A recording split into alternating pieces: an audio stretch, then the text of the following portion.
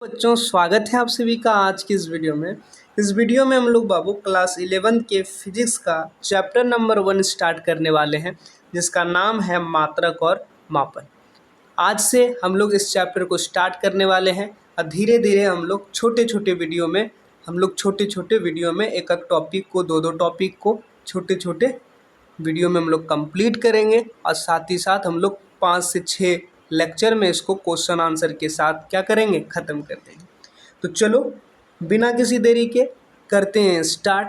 तो सबसे पहला टॉपिक जो इस चैप्टर में पढ़ना है मात्रक और मापन में, वो है भौतिक राशि। अच्छा, मात्रक और मापन क्या होता है? मात्रक मतलब किसी चीज़ को हम लोग माप रहे हैं तो वो किस यूनिट में माप रहे हैं ना। अब मापना का मतलब उसको तो आपको पता ही होगा, माप तो हम लोग किसी को भी मापते हैं या तोलते हैं, वो एक भौतिक राशि होता है बाबू। क्या होता है? भौतिक राशि। तो सबसे पहले हमको भौतिक राशि को ही समझना होगा। तो भौतिक राशि का डेफिनेशन क्या है कि वैसी राशि जिसको मापा या तोला जा सके, जिसको हम लोग माप सकें या फिर तोल सकें, और जो फिजिक्स के नियमों को व्यक्त कर सके। अब फिजिक्स में पढ़ रहे हैं भौतिक राशि को, अगर वो भौतिक राशि फिजिक्स के नियमों को ही नहीं मानेगा तो क्या वो फिजिक्स में रहने का लायक है? नहीं है ना। यानी कि फिजिक्स में रहने के लिए उसको फिजिक्स के नियम का भी पालन करना होगा।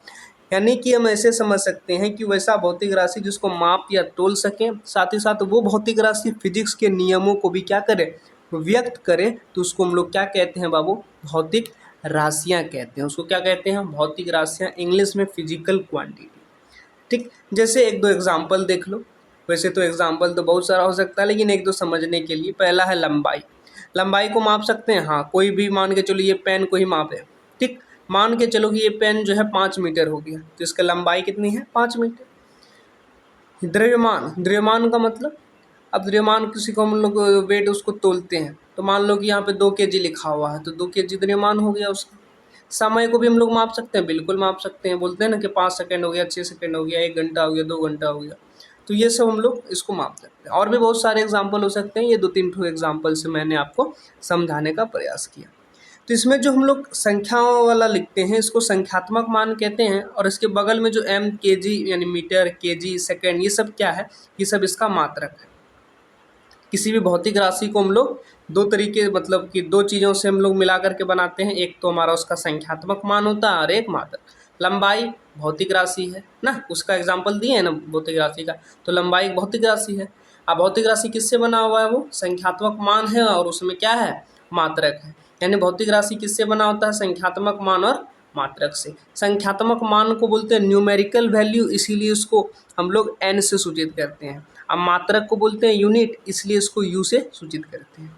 यहाँ तक क्लियर? अगर क्लियर हो गया तो चलो आगे बढ़ते हैं। ठीक, अब थोड़ा सा इसको समझने का प्रयास करना। जैसे 2 मीटर है कि नहीं? तो 2 मीटर में कितना सेंटीमीटर? 200 सेंटीमीटर। 1 मीटर में 100 सेंटीमीटर, तो 2 मीटर में कितना? 200 सेंटीमीटर। अच्छा, ये 2 क्या है? न्यूमेरिकल वैल्यू है। Numerical value. m क्या है? यूनिट। यहाँ पे 200 क्या है? न्यूमेरिकल वैल्यू है। और सेंटीमीटर क्या है? उसका यूनिट। तो हम लोग इसको n1 मान लेते हैं, इसको u1 मान लेते हैं, इसको n2 मान लेते हैं, इसको u2। अच्छा, 2 मीटर और 200 सेंटीमीटर बराबर ही होता है, यानी कि n1 और u1 और n2 और u2 बराबर होगा। तो ये एक फॉर्मूला बन जाता है सवाल को सॉल्व करने के लिए। इसका बहुत ही ज़्यादा जरूरी पड़ेगा। n1 u1 is equal to n2 u2। अब इसी को हम लोग सेपरेट कर दे तो किसी किसी किताब में ऐसे भी दिया जाता है। हम लोग क्या करेंगे? n वाला को एक साइड करेंगे, u वाला को एक साइड करेंगे, तो यहाँ से n2 को इधर ले आएंगे तो नीचे आ जाएगा, और u1 को उधर ले जाएंगे तो u1 नीचे चला जाएगा। तो n1 upon n2 is equal to u2 upon u1 ना। n1 बटा n2 बराबर u2 बटा u1। तो ये फॉर्मूला है, इसको आप याद रखना। ठीक, कैसे बना मैंने आपको बता दिया इस एग्जाम्पल के सहायता से। अब हम लोग भौतिक राशि पढ़ लिए, अब देखते हैं भौतिक राशियों के कितने प्रकार हो सकते हैं ना, कितने प्रकार हो सकते हैं या होते हैं, उन सारी चीज़ों को भी देखेंगे।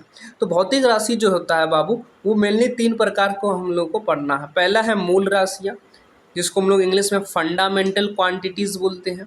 दूसरा है व्युत्पन्न राशियाँ, जिसको इंग्लिश में डिराइव्ड क्वांटिटीज़ बोलते हैं।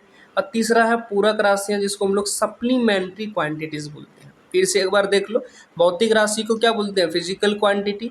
फिजिकल क्वांटिटी को बांटेंगे यानी भौतिक राशि को बांटेंगे तो कितने पार्ट में? 3 पार्ट में।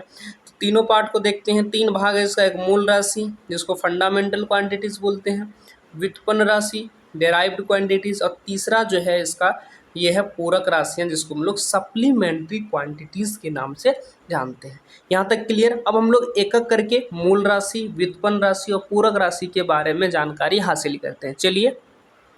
चलो बाबू देखते हैं सबसे पहले मूल राशि के बारे में। तो मूल राशि क्या होता है? वैसी राशियाँ जो किसी अन्य राशि पर निर्भर नहीं करती है, वैसा राशि जो किसी दूसरे राशि पर डिपेंड ना करे, जो पूर्ण रूप से स्वतंत्र हो, जो पूरी तरीके से क्या हो, फ्री हो, स्वतंत्र हो, किसी से लेना देना उसको नहीं हो, उसको हम लोग क्या बोलते हैं? मूल राशियाँ कहते हैं। 7 मूल राशि हम लोगों को पढ़ना है। 7 मूल राशि होता है, ठीक, कितना? 7 गो। तो चलो एक तरफ हम लोग राशियों का लिखते हैं, एक तरफ उसके मात्रक को लिखते हैं, और एक तरफ उसके मात्रक को किससे सूचित किया जाता है यानी उसका प्रतीक क्या है उसको लिखते हैं। समझ में आ गया ये टेबल क्या है? 7 मूल राशियों को पढ़ना था, तो 7 में से एक तरफ हम लोग राशियों को, मूल राशियों को लिखेंगे, उसके बाद दूसरे तरफ उसके मात्रक को लिखेंगे, और फिर तीसरे तरफ लिखेंगे कि उस मात्रक को कैसे सूचित किया जाता है यानी उसका प्रतीक क्या है। ठीक, तो सबसे पहला जो राशि है हमारा लंबाई। सबसे पहला क्या है? लंबाई।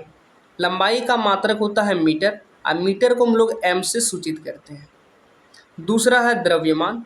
द्रव्यमान का मात्रक किलोग्राम होता है, इसका प्रतीक केजी यानी कि किलोग्राम को केजी से सूचित करते हैं।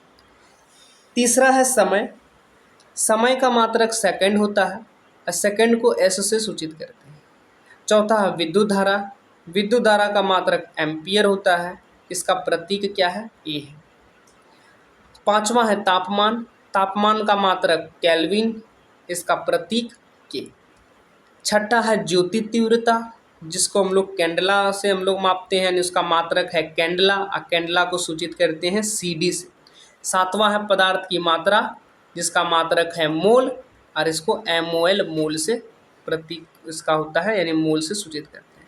ये जो 7 क्वांटिटीज़ मैंने आपको बताया, 7 जो राशियां बताई और उसके मात्रक प्रतीक को बताए, ये बहुत ही ज़्यादा इम्पॉर्टेंट है, बहुत ही ज़्यादा क्या है?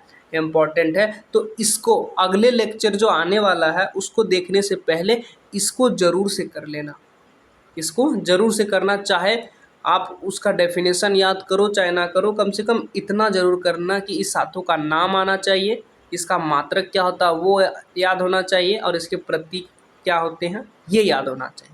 ठीक, यहाँ तक क्लियर? बहुत ज़्यादा इम्पोर्टेंट है। और इसका नोट्स जो है यानी पीडीएफ जो है आपको हमारे व्हाट्सअप चैनल पे मिल जाएगा। तो व्हाट्सअप चैनल का जो लिंक है इसी वीडियो के डिस्क्रिप्शन बॉक्स में दिया गया है, इसी वीडियो के डिस्क्रिप्शन बॉक्स में दिया गया है, तो आप लोग एक बार चेकआउट कर लीजिए। चलो मूल राशि पढ़ने के बाद हम लोग देखते हैं व्युत्पन्न राशि क्या होता है। तो व्युत्पन्न राशि किसको बोलते हैं? वैसा राशि जो मूल राशियों पर निर्भर करे, वैसा राशि जो मूल राशियों पर निर्भर करे उसको क्या कहते हैं? व्युत्पन्न राशि। अब मूल राशियाँ तो 7 गो होता है। अब 7 गो मूल राशि से तो बहुत सारा व्युत्पन्न राशि बन सकता है। कैसे सर? जैसे 10 डिजिट है, 0 1 2 3 4 5 6 7 8 9, उससे कितना सारा नंबर बन गया? बहुत सारा नंबर बना है कि नहीं? उस तरीके से 7 गो मूल राशि है, तो 7 गो मूल राशि से बहुत सारा व्युत्पन्न राशि बन सकता है। तो बहुत सारा व्युत्पन्न राशि बन सकता है, तो फिर हम उतने को स्टडी नहीं कर सकते। इसलिए हम लोग बस 1 2 एग्जाम्पल देखेंगे, और साथ ही साथ जैसे जैसे हम लोग पढ़ते जाएंगे और सामने हमारे पास व्युत्पन्न राशि आते जाएगा, तो वैसे वैसे हम उसको पढ़ करके ख़त्म कर देंगे ना। अगर हम बैठ करके व्युत्पन्न राशि पढ़ते जाएं तो फिर ख़त्म नहीं होगा, हमारा समय बर्बाद हो जाएगा। इसलिए जैसे जैसे हमारे सिलेबस में जो जो व्युत्पन्न राशि आएगा हम उसको पढ़ करके ख़त्म कर देंगे। समझ में आया क्या बोलना चाह रहे हैं? चलो, तो व्युत्पन्न राशि वो राशि जो मूल राशि पर निर्भर करता है, यानी कि वो राशि जो मूल राशि से ही बना है। जैसे चाल, एग्जाम्पल दे रहे हैं, ठीक, चाल। तो चाल का फॉर्मूला होता है दूरी बटा समय। अच्छा, दूरी क्या है? एक लंबाई ही है। दूरी क्या है? लंबाई है, 2 बिंदु के बीच की वास्तविक लंबाई दूरी। और समय, तो समय और लंबाई जो है ये दोनों क्या है? मूल राशि है। जरा सा देखो तो एक नज़र यहाँ पे दो, क्या लंबाई और समय मूल राशि है? बिल्कुल। यानी कि ये जो चाल है ये चाल लंबाई और समय से बना हुआ है, यानी कि लंबाई और समय पे डिपेंड करता है। तो लंबाई और समय मूल राशि है, तो टोटली हम कह सकते हैं डायरेक्ट रूप से कि चाल जो है वो मूल राशि पे ही डिपेंड करता है, मूल राशि से ही बना हुआ, यानी चाल एक व्युत्पन्न राशि है। Concept clear. चलो एक और एग्जांपल देते हैं, जैसे वेग हो गया, वेग बराबर होता है विस्थापन बटे समय। विस्थापन क्या होता है, दो बिंदु के बीच की शॉर्टकट दूरी। अब वो दूरी को हम लोग तो लंबाई बोलते हैं, दूरी क्या होता है, लंबाई ही होता है, तो वो भी लंबाई हो गया। ये समय, तो लंबाई और समय तो मूल राशि होता है, यानी कि वेग मूल राशि पर डिपेंड करता है। तो व्युत्पन्न राशि बहुत सारा हो सकता है, इसलिए हम उसका स्टडी नहीं कर सकते हैं। अब उसको बैठ करके स्टडी थोड़ा करेंगे, तो हम लोगों को तो अपना सिलेबस भी तो खत्म करना है। इसलिए हमारे सिलेबस में जो जो व्युत्पन्न राशि आते जाएगा उस व्युत्पन्न राशि को हम लोग पढ़ते जाएंगे। यहाँ तक क्लियर, क्या कहना चाह रहा, समझ में आ गया। चलो अब हम लोग लास्ट देखते हैं पूरक राशि के। किसको देखेंगे, पूरक राशि को। तो पूरक राशि को हम लोग इंग्लिश में सप्लीमेंट्री क्वांटिटीज़ बोलते हैं। हम लोगों को दो सप्लीमेंट्री क्वांटिटीज़ को पढ़ना है, पहला है समतल कोण और दूसरा है ठोस कोण या फिर घन कोण। पहला क्या है, समतल कोण, और दूसरा क्या है, ठोस कोण, जिसको हम लोग घन कोण के नाम से भी जानते हैं। समतल कोण को प्लेन एंगल बोलते हैं इंग्लिश में, इसका मात्रक रेडियन होता है और इसको RAD रेडियन से हम लोग सूचित करते हैं, RAD लिख देते हैं शॉर्टकट में, ठीक। ठोस कोण या फिर घन कोण को इंग्लिश में सॉलिड एंगल बोलते हैं। इसका जो मात्रक होता है बाबू वो होता है स्टेरेडियन, जिसको SRD से सूचित करते हैं, ठीक। तो इस पूरे लेक्चर को मैंने आपको बता दिया। हम लोग इस लेक्चर में भौतिक राशि पढ़े, भौतिक राशि के प्रकार पढ़े, उसके मात्रक के बारे में हम लोगों को जानकारी इस वीडियो में मिला।